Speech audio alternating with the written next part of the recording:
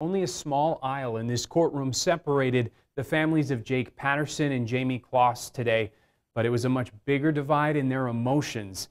The Patterson family clearly experiencing grief, but on the other side of the courtroom, it was overwhelming relief. United and strong, more than 20 members of Jamie Kloss's family walked into Barron County Court and finally heard what they had been hoping and praying for. Mr. Patterson, do you understand that by pleading guilty, you give up your right to a trial? Yes.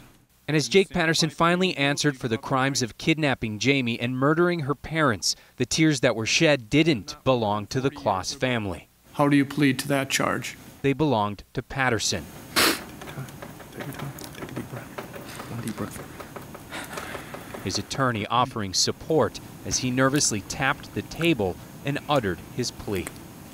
Guilty.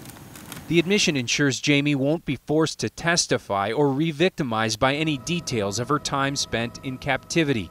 In a previous letter to KARE 11 reporter Lou Raguse, Patterson said that was his intention, vowing to plead guilty because he didn't want Jamie or her family to worry about a trial. Mr. Patterson has wanted to enter a plea from the day we met him, and we needed to really consider our own due diligence. We needed to read all the discovery. And Patterson's quick plea means prosecutors only dropped an armed burglary charge at the Kloss home, a small concession since the murder and kidnapping charges could bring more than 2 consecutive life sentences, something Patterson's attorneys made clear to him.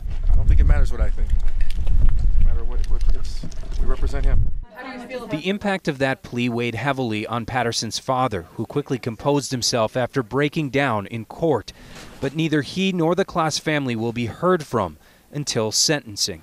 Victim impact statements will be sought from the family of Jamie. I would expect in this case that the family will make a statement in court, but I would suspect that Jamie will not.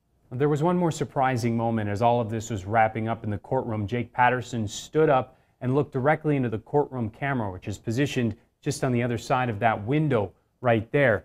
Now, it wasn't caught on audio, but he said, "Bye, Jamie." And we're not showing you that for obvious reasons. It upset the Kloss family, but they didn't say anything. Instead, they're waiting to speak to a judge directly during sentencing on May 24th.